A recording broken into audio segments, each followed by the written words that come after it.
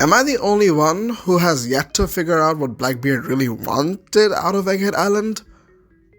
But let's just talk about it.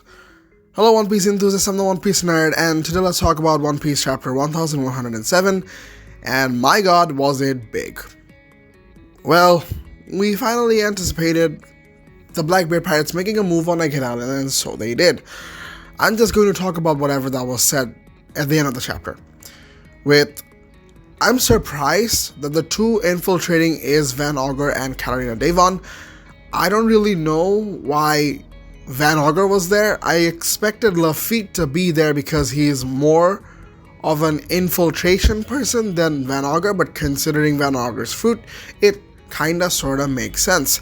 Of course, Katarina Devon has to be there. And, well, I figured it would always be disguising herself as one of the Marines or one female cast, I don't care which, and then capturing Robin or whatever. I thought that was their goal, or maybe even Vegapunk. But that apparently was never their goal. It was always basically taking Saturn's abilities and his form. Well, before we move on, make sure to like and subscribe, it helps the channel a lot. Now that you have, let's begin.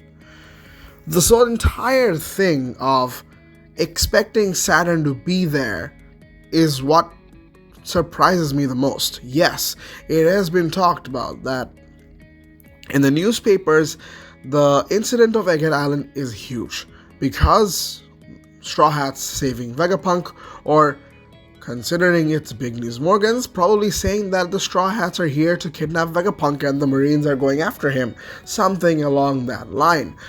But to have Blackbeard expect the fact that Saturn would be there is what surprises me the most. If, let's just say, Saturn wasn't there, or he was somehow wrong, what could come off Egghead Island for him, I'm very uncertain about. But to me, it seems Blackbeard's intelligence, or rather his infiltrated officers, or whoever, where he's getting his intels, are pinpoint accurate in actually saying whoever will be. It doesn't matter where, no matter how secretive, he will always know who is where. And for him to figure out Saturn is on Egghead Island, pretty massive. And then we got the revelation that I wasn't expecting, although kinda sorta expecting, is that Blackbeard has a special lineage. It is commented by Saturn himself, and Saturn being the guy with the science-y stuff who has been figuring out lineage factors, DNA, and researching Buccaneers or whatnot. Blackbeard is of course no different, which probably gives us some sort of an explanation as to why he is able to have more than one devil fruit power, maybe even 3. Maybe he could be a Buccaneer, but considering we've only known that the only Buccaneer to have existed is Kuma, and Saturn keeps insisting on that, I really doubt Blackbeard would be one of the Buccaneers, but rather it's one of the other special races that we have yet to know about. Maybe a race that still exists but underground, or rather a race not really feared. But it is special. I'm not gonna bother dissecting all of it, because to be completely honest, the whole realm revolving around Blackbeard and his body, I feel like that will be solved sooner or later, and we don't really have enough hints to justify or come to a conclusion as to what race he actually is. Aside from that, one thing that did come off well for the Blackbeard pirates was meeting Caribou. I told you, I made this video, I don't remember, 6 months ago about the fact that Caribou would be Luffy's biggest mistake, where Caribou is the guy that knows everything. He knows of Poseidon, he knows of Pluton staying in Wano, Poseidon on Fishman Island, Luffy's big dream, and a lot of other secrets which Caribou knows that he can now go back and show it to Blackbeard. And in fact, the person he was telling us about in the cover stories, for people who are anime onlys, go read the cover stories. A lot of them have very good information, amongst which Caribou had one of those cover stories where he said that he wanted to give those intels to a specific person. Of course, we thought that At some point it would be Kaido, but it definitely wasn't Kaido, it was always Blackbeard. Because the person that reminded me the most, the scummiest person alive, would be Blackbeard, and no wonder Caribou is inspired by him. And this fated reunion, this fated clash between Caribou and, of course, Van Augur and the members of Blackbeard Pirates basically gives Blackbeard the Holy Grail that he wasn't expecting.